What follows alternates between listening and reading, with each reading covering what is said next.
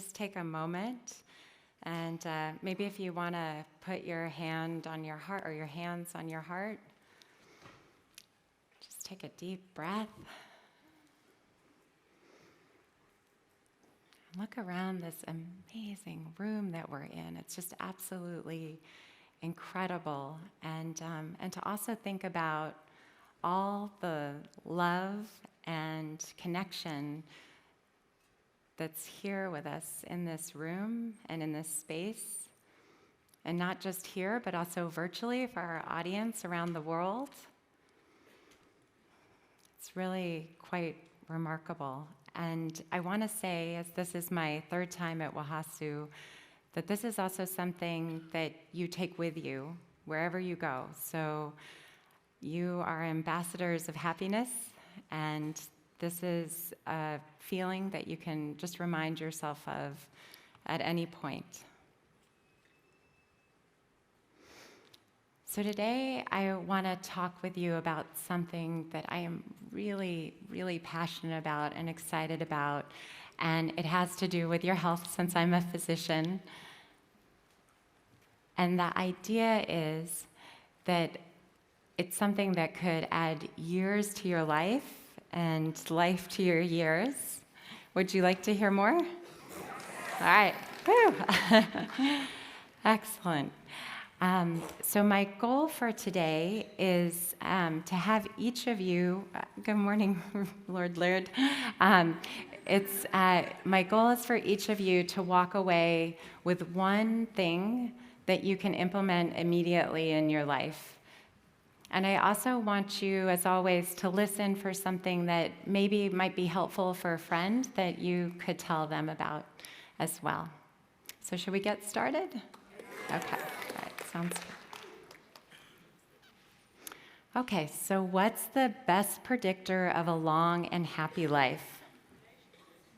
Oh, some people already are getting the bonus. All right, so A, your diet, and you can just think of the answer in your head.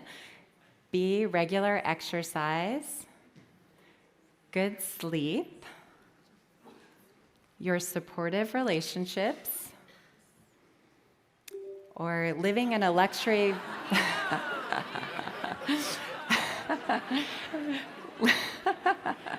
I'm so glad you liked the joke.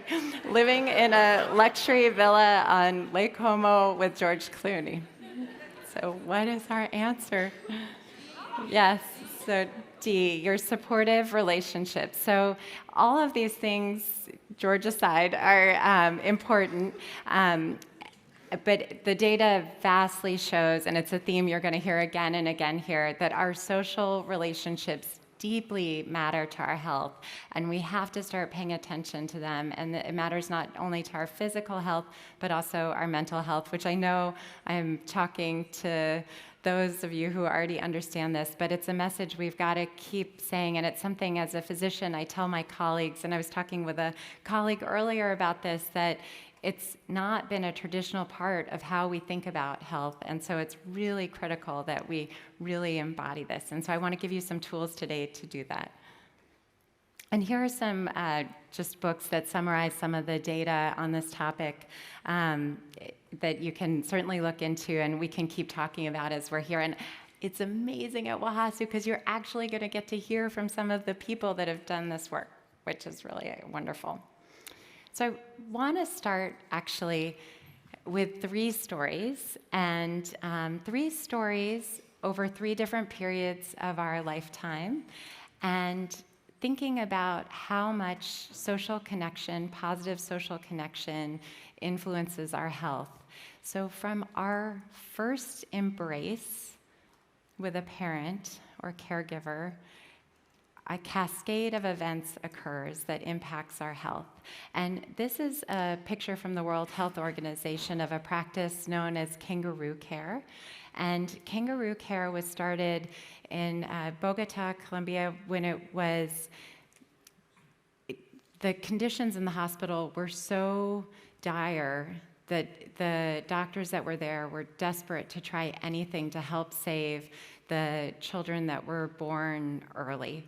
And so they had the idea that if maybe, because there were not enough incubators to go around, that maybe the mother's heat could help keep that baby alive. And so they tried it, and they had 3 out of 4 children survived, and 0 of the ones that got the traditional hospital care. So fast forward thousands of studies later looking at this, now the World Health Organization as well as UNICEF endorse kangaroo care, particularly for preemies, and it saved thousands of lives. And what's really interesting too are some of the follow-up studies that show how children that had participated in the kangaroo care also had better markers of social functioning and health markers even years out from this experience.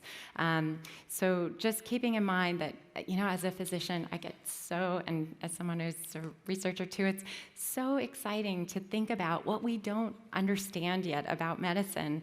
And one of those things is how our social world, how physical touch, how human warmth and connection really change how our DNA is affected through epigenetics. And so that's like an incredibly exciting story, but we'll get back on track here. So the next stage of our life that I want to tell a quick story about is our adolescent years. So that's actually a picture of me as an adolescent up there with my girlfriend who's up here, my dear friend from junior high. So there are longitudinal studies looking at our relationships in adolescence, and these are done in New Zealand, and what they show is that relationships, so prospectively studying people, looking at different markers in time, looking at their social functioning, what they found is that the quality of social relationships in the teenage years and as kids decades later impacted the likelihood of getting chronic illnesses such as high blood pressure, obesity, high cholesterol, and not insignificantly, people who reported feeling more socially isolated actually had an 87% increased risk of falling into this group of chronic health problems. And it's an ongoing look at how social isolation, and when you control for other things, that really has such a tremendous impact at our health at different ages. This is particularly of note, too, as we start to think about the mental health needs of our young people in our post-pandemic world. And then, of course, a study that many of you are familiar with, and I'm sure many of you in this room know Dr. Waldinger. So the Harvard study of adult development, which is the longest study running in history, looking at, over the lifespan, what are the predictors of a happy, healthy, successful life? And I just love this quote that he said. This is him with his partner. The people who were the most satisfied in their relationships at age 50 were the healthiest at age 80. So that means investing in our social connection, which is exactly what all of you here are doing, really makes a difference when we're looking down the road. And that is not something typically we have thought of when it comes to our health. And actually the predecessor to Dr. Waldinger was Dr. George Vaillant, who said this quote, which I just love because I love when accidents happen in science and they have these fun, unexpected findings. It says, when the study began, nobody cared about empathy or attachment, but the key to healthy aging is relationships, relationships, relationships. So with that, I'd like you to think about some of your relationships. So you can even close your eyes if you want to for a second, but just think about somebody in your life that makes you smile.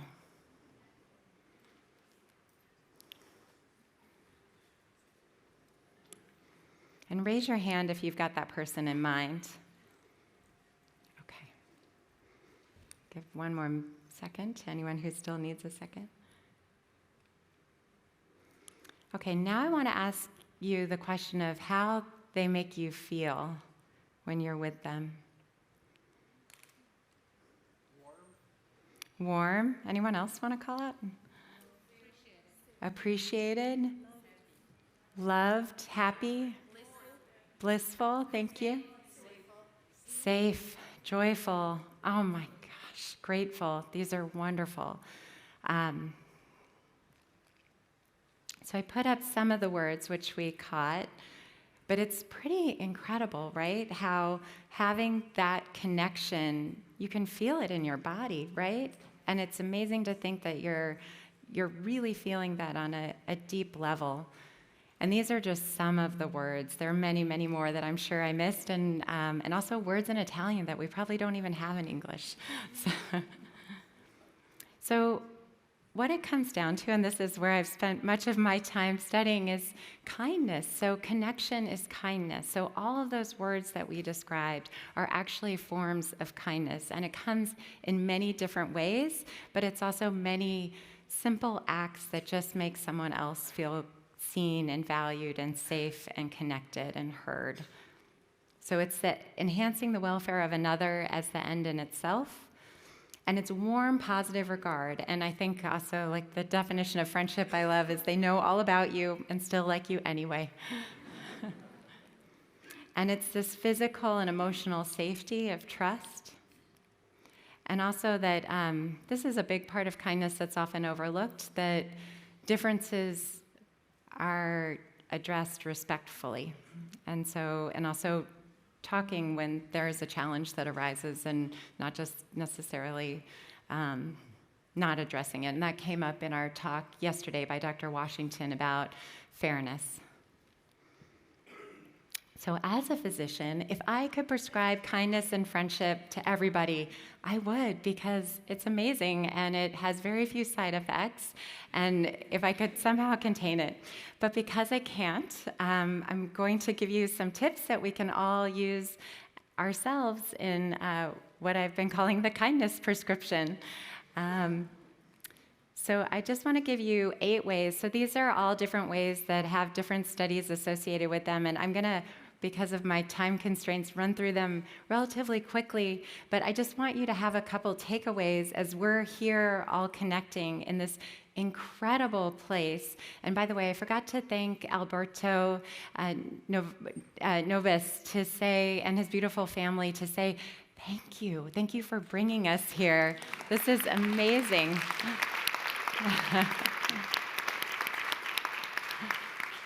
Wow, absolutely incredible. So let's get started. So number 1, this is an important one. So when you think about connections, we actually have so many different areas of our lives.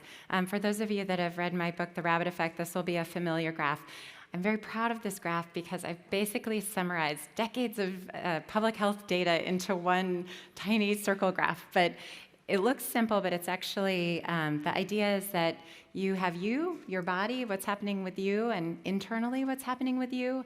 And then also you have your broader social ties, and that's everything from what's happening in your home to your workplaces, which I know we have some folks from Deloitte and other places where we're talking about how can we make work healthier and happier, to our education systems, which we talked about with Lord Laird's presentation yesterday, and to also thinking about our broader communities, our neighborhoods, and how all the different environmental influences around us. So when you think about your health, I want you to think broadly in all those areas, because it's interesting when they do sort of more granular studies looking at people who do the best with social connection, they usually have a broader range. And that doesn't mean like deep friendships with, your coworkers necessarily, or with people in different areas, because humans need both strong and weak ties, and it turns out that all forms of social connection are helpful. So just think broadly. And also think about pets. So this is just a fun story I threw in there, that it's, raise your hand if you have a pet at home. Okay, amazing. So it turns out that predicts your risk of surviving a heart attack by like 4-fold. So this is a picture actually of a story that a fellow who in Peru who fell, and his dogs would not leave his side, to the point that they actually ended up getting in the ambulance and riding along with him. And then you can see them on the stretcher there being a part of his recovery. So if only we could do that in the US, but in other parts of the world. But our pets are really important, and I want you to just keep that in mind. The other thing is our neighbors. Like, think broadly about our neighbors. This is from a friend of mine's event, and how you can get to know your neighbors better. It called The Longest Table. She just decided she didn't know her neighbors after the pandemic. She set up a giant table. She said, everyone bring some food. We're going to hang out. And I can't even remember how many hundreds of people showed up. It was amazing. So think creatively. It doesn't have to cost a lot. It just takes some initiative. And the power of hello. So we did that a second ago here. This is so funny, but the start of human connection actually requires us to look up from our phones and to make eye contact typically. So I struggle with this too. So it's a simple reminder just to say hi. And actually there are studies that if you just like look people in the eye and say hi in your neighborhood to several people, you actually feel more trust, more connected to the people around you. So it has benefits for you and for the other person. And there's a lovely ripple effect too, where the person you say hi to may say hi to someone else, and then suddenly we're all feeling much better about things. And I also want to stress this one. So this is hello again. And I'm having a lot of hello agains here, which is just wonderful, seeing people I haven't seen for a while. And I suspect, raise your hand if you've reconnected with somebody here. Amazing, amazing. So for those of you that might be feeling a little reluctant, like, oh gosh, it's been so long, I don't know if I should reach out. I just want to use my buddy Ed as an example. So this is my response to him. I sent him a note back.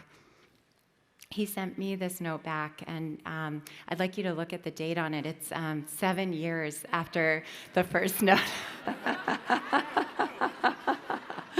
And he said, sorry, for some reason I just saw this now. I am well. But it was so lovely because we reconnected, and I think that's the thing, is with dear friends, don't let time be a barrier. Be brave, just put yourself back out there. They may not respond, but if they do, it can just be a lovely and hilarious story. So, and on that note, if you think 7 years is a long time, I'd like to share the story of Anne and Sandy.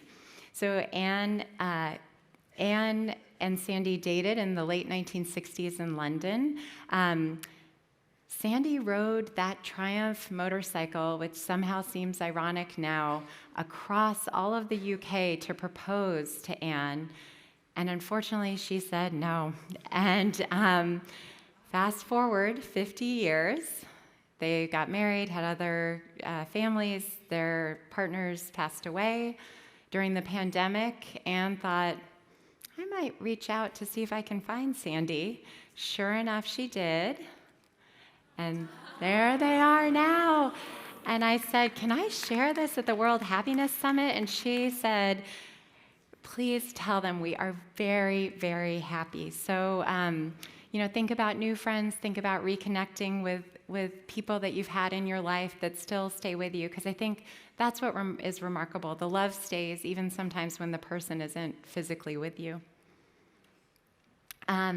So I'm going to shorten this story, but this is, you might be wondering what this is all about, but it's curiosity, just making sure how your day is going, asking people, initiating conversation, being brave, getting out there. So I did this, and this young woman was doing my makeup, and I just started asking her about her day, and she disclosed that she was really having a great day because it turned out she had been nominated to be Glamour's Woman of the Year. And I would have never have known if I hadn't asked. And then fast forward a year later, she won a Nobel Peace Prize. Her name is Nadia Murad, and her goal is to help all women feel beautiful no matter what's happened to them. And she's an amazing person. So just be curious and ask, and you never, every single time you connect with someone, you just never know what's on the other side of it. Asking for help and paying it forward. Asking for help is incredibly hard, and it's actually a way people love helping. So that's the funny thing, right? We feel reluctant to ask, but then often people love. It's a form of kindness to give and receive help. So a lot of times people want to give, but they also need to receive, and you need to receive as a human being too. And also expect rejection, that's part of it, but just know that we are cheering you on, and you just wanna know that every time you put yourself out there, that you are really, you're trying, you wanna get caught trying, and that's the thing about this, is if you're not actually getting rejected, you're not quite trying hard enough. So number 6, this is one that you can do every day, is practicing micro kindnesses. So just kindnesses don't have to be big. They can be little things like, giving someone a helping hand, acknowledging when someone's having a tough day, maybe sending someone a text, something about, just that you're thinking about them. And I just love this work. If you haven't seen this, The Boy, the Mole, the Fox and the Horse by Charlie Maxey, he says, the funny thing is, said the mole, the tiniest act of kindness can save a life. And as a physician, I absolutely know that. One other thing, life happens, it's hard. Let's do the best we can to lighten things up for each other. Raise your hand if you've heard of medical clowns or seen one. Okay, so this is somewhat new because it's not, I wonder the number of people that raise their hand that live outside the US, because it's not that common in the US, but it's a way to bring levity both to what's a challenging situation, but also I have here pictured staff, and this is from the Laughter League that goes into different hospitals around the world. So see what you can do in your life to add a little levity, even sometimes when it's a challenging situation. So we're in closing, I just want to say, so anything that promotes a sense of isolation often leads to illness and suffering. And anything that promotes a sense of love and intimacy, connection, and community is healing. And that's exactly what we're doing here. And it's what you're going to carry forward as you leave here and go back to your regular daily lives. These are just some of the pictures of the many connections that we make here. And I'd actually like everybody, if you're able to stand up now, because I think we need to give Karen a standing ovation for bringing us all here.